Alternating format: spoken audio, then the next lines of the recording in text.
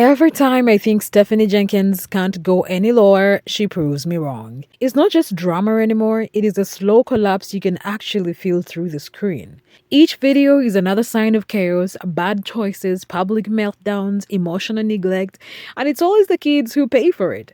They're the quiet background in every scene, the ones absorbing all that tension while she spirals further. This isn't just one bad day or one mistake, it is a pattern. The misplaced priorities, the toxic relationships she won't let go of, the constant instability, it's all adding up. So let's get into it because what's happening here isn't just messy, it is heartbreaking. So, for anyone new to this story, here's the quick rewind. Imagine this, you're scrolling through TikTok and you find this mom who, at first glance, feels like every other mom vlogger. The kind that posts messy kitchen moments, kids running around, burnt toast mornings, and those cozy family dinners that somehow make you feel warm inside. I am gonna say is that y'all, I'm working on being a healed person, and y'all keep trying to bring up my past like that is still me, and it's not me. You can say you supposedly knew the person I was and the decisions I made, but bitch, you were not there, so I'm not sure how you can even claim that. And why anyone would put value in the words of someone who's literally rotting in prison for what my ex is rotting in there for, like, yeah, y'all next level fucking weird and crazy. And I could give a flying fart what his mom has to say. She has not shit to do with my life. She never did. And that's the last you're gonna hear me say about that shit unless I decide to write a freaking book about my life. And at that point, then you can read my book, alright? Cool. Honestly, I really be trying not to give these haters too much attention, but every now and again, I gotta shut some shit down. But when it comes down to it, you can... That's how it started for Stephanie Jenkins, better known online as Resilient Jenkins. In the beginning, she was relatable, raw, real. Her content had that unfiltered charm, the kind that makes you think, wow, she's just like us. But somehow along the way, something shifted. The laughter started sounding different. The smiles felt stiff. The camera lingered a little too long on moments that did not feel happy anymore. It's like the chaos stopped being funny and started feeling heavy. You could see it in her eyes, the exhaustion, the tension, and in the background, the kids did not look carefree. They looked uneasy. The longer you watched, the more you could not shake this weird pit in your stomach. Like something was deeply wrong, even if you could not name it. And you know what's wild? The internet noticed too. People did not stay silent. For months, strangers, moms, teachers, even former supporters have filled her comments with genuine concern. They were not trolling, they were pleading. Please focus on your kids. Maybe take a break, get some help. And yet, every time Stephanie pushed back, she met empathy with defense. Instead of listening, she'd double down, post a long rant, shift the blame to haters, or upload another video insisting she was fine. Disrespectful than I wanted to, and I'm really not about that. I'm really not trying to step on any toes when I say this. But respectfully, it's none of your business what's going on with my kids and their medical stuff. But here's the thing that hurts to admit. You can see she's not fine, not even close. You can hear it in her voice, in the nervous way she talks when she's trying to convince herself more than anyone else. And deep down, her kids are not fine either. It's like watching someone drown while insisting they can swim. Let her start with something that honestly made my jaw drop. Her rant about her face. And I know that sounds so harmless at first, right? Like, okay, every mom has a bad day when she nitpicks something about herself. But this wasn't that. This was a whole episode. She sat there talking to the camera, completely unfiltered, ranting about how her forehead wrinkles whenever she moves her face. Every expression, every smile, every frown. She went on to say that if she ever got anything cosmetic done, it would be Botox. And I'm just sitting there like staring at the screen thinking, wait, what? You know that whole saying, you keep making that face and stuff like that? That's what's happening here, because my go-to face for you annoying me, I'm surprised by you, like, what? I'm like, huh? And my forehead was just like, I got you, biatch. Stuck. There are times I literally cannot calm my freaking forehead down for nothing, and I'm not even playing with you. This angle's raw. Because it kind of like low-key heights my forehead angles a little bit. It's not the best angle to be given this conversation. I'm telling you, it just, for everything, I have to literally tell myself, calm the fuck down, and it just don't. Oh my god. I really feel like this is something women get Botox for, and I low-key would do it. If it would get it to just stop reflexing on itself and reflexing, what's the word? It's called just flex. Yeah, it's just flexing constantly. So y'all look at me. Do you see that? Oh my god. Calm down. I'm not playing with you guys. This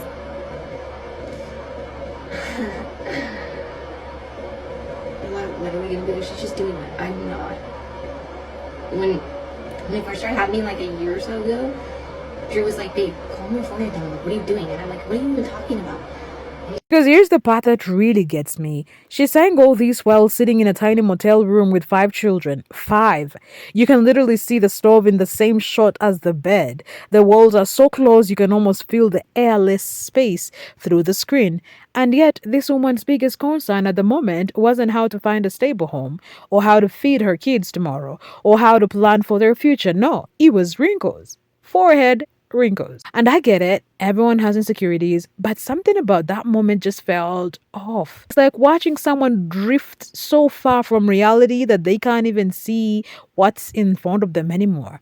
Her kids are sleeping a few feet away and she's worried about Botox, not finding work, not helping her kids have a routine. Botox, it is hard to wrap up your mind around that. You can't help but think, how did we get here? It's these moments that make you pause and question everything you thought you knew about her. Because honestly, what kind of mother sits in a motel surrounded by her children and talks about forehead lines? It is unsettling, it is sad, and it speaks volumes about where her head is at. I remember just staring at that clip and you can almost hear the silence between her words. The kind of silence that tells you this isn't just vanity, it is distraction. She's deflecting from her real problems by focusing on something she can control. Her face. Maybe it's guilt, maybe it's denial, but either way, it's heartbreaking to watch because when the wrinkles fed, the problems won't. But as wild as that was, it wasn't the only thing that made people's jaws drop because just when everyone thought she couldn't surprise us anymore, she brought Drew back into the picture. Again, if you followed Stephanie for a while, you know that her relationship with Drew is one of the most toxic, confusing, on and off again situations on TikTok. She defends this man like he's some kind of prize. Recently, she even shared screenshots of messages from alleged girls texting Drew, like she wanted the world to see that women were after her man. What is it that Stephanie sees in Drew? Genuinely, I would love to know what she sees in this man and why she continues to stay. I don't think in the past 6 months I have seen him doing anything in her videos other than sitting and playing his video games. All the time she's cooking, he never helps. All the time she's cleaning, he never helps. And it's not like he's doing anything else. He doesn't have a job. I'm pretty sure he does door dashing once in a while, but every single time she makes a video, he's just sitting around. Why are you with him? But here's the thing, Drew is the same man who's been caught cheating, who's failed to provide for their kids, who has repeatedly shown no real responsibility. The internet could not believe that Stephanie was spending her energy policing his DMs instead of fixing her home life. It's giving misplaced priorities, plain and simple. Because while she's out here defending him against imaginary admirers, her kids are living in a small, crowded motel room. Instead of worrying about Drew's messages, maybe worry about how to get her children into a stable routine, or maybe even into therapy, given what they have witnessed online. And speaking of contradictions, Stephanie has been exposing herself without even realizing it. She's now suddenly talking nonstop about her kids' doctor appointments. Every video, we had a 2-hour call with the doctor. Or I took my toddler for a checkup. But if you followed her long enough, you'll remember that she once proudly said she did not trust modern medicine. She used to say she believed in herbal remedies instead. This was right before people noticed her daughter's eyes crossing. The internet begged her to get medical attention for the child, but she ignored it and got defensive, saying HIPAA laws prevented her from sharing details.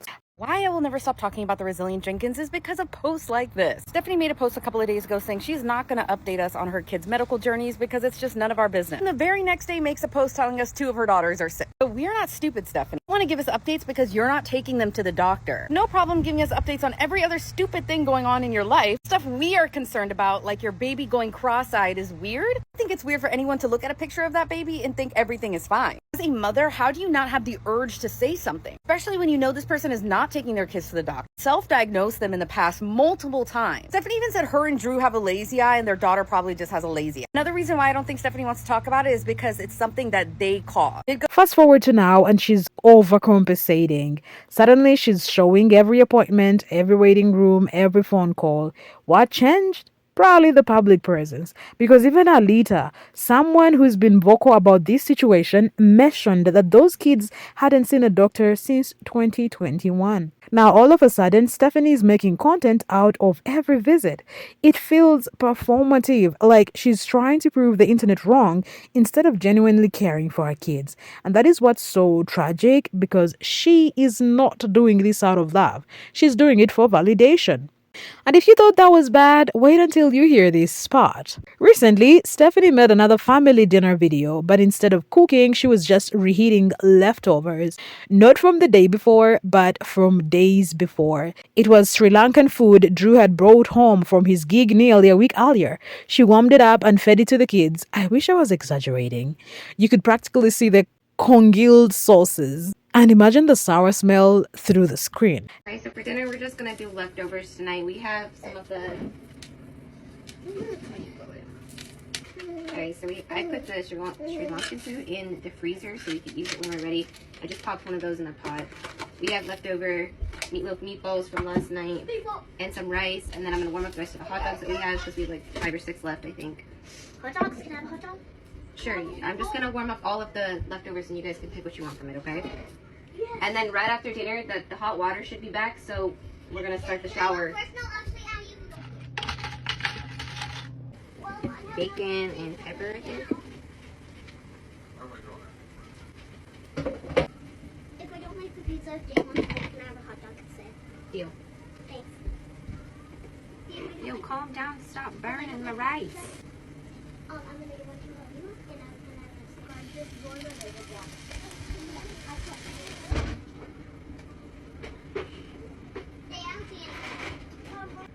Yeah, but... Do you see that? Do you see that? What baby? Now, to be fair, there's nothing wrong with serving leftovers, but food that's been sitting in a motel fridge for nearly a week? That is a health hazard, not dinner.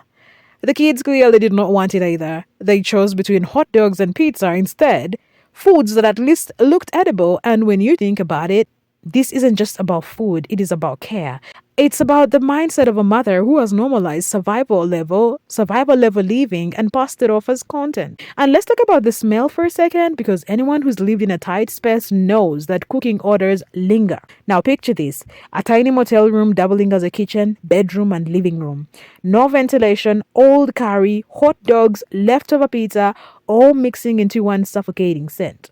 And after that, she sends the kids for warm shower. The air is thick, humid, heavy with grease.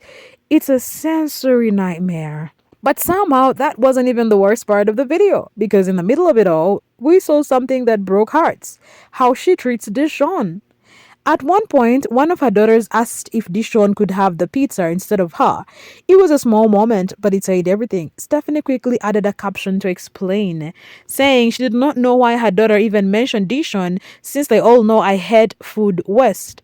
But people saw through that immediately. Why would a child feel like they need permission for their brother to eat? The internet remembered previous moments, like when Desiree shared that Dishon wasn't allowed second helpings at home, or when he looked stunned after Drew offered him a donut, as if he wasn't used to being included. The pattern is undeniable. This little boy is being left out.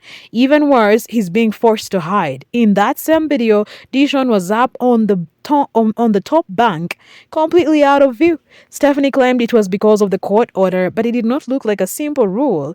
It looked like punishment. Imagine being told to hide every time your mom turns on a camera. Imagine being made invisible in your own home because your existence doesn't fit the image she wants online. That's not parenting, that is emotional cruelty. And when the lights finally went out, Drew's game screen was still flashing across the room. The kids were trying to sleep under the glow of that monitor, their parents lost in their own worlds. No peace, no boundaries, just noise and exhaustion. It's honestly heartbreaking to watch. These kids are growing up in a place where love looks conditional, where meals come from old takeout boxes, and comfort means staying quiet. They deserve warm structure, safety, and instead, their lives are being packaged into TikToks for engagement. Every basic human need, a doctor visit, a meal, a bedtime, is turned into content. And that is what makes this story so hard to process. Stephanie doesn't even seem to realize how much harm she's causing. She's so caught up in proving people wrong, in defending Drew, in complaining about her wrinkles, that she can't see what's right in front of her. 5 kids silently asking for stability. You can feel the exhaustion through the screen, the emotional weight, the helplessness. It's not just messy parenting, it's an entire childhood unraveling on camera. And what's terrifying is that the world is watching, powerless to intervene. The comment sections fill with pleas, outrage, sorrow, but nothing changes. Every new post feels like deja vu. Another day, another disaster. At some point, someone has to step in because this isn't entertainment anymore. These are children living in conditions that no kid should ever have to experience. The system has to see this. Someone has to notice. So now we're left asking, how much worse does this have to get? Because every time we think we've seen the limit, Stephanie finds a new way to shock us. Maybe the online backlash has nudged her into finally taking her kids to doctors, but at what cost?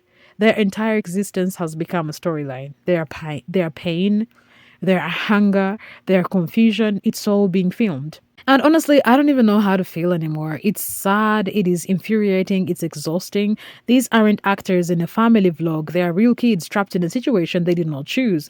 And the more I think about it, the more it breaks my heart. Because one day, these children will grow up and they'll see every single one of those videos.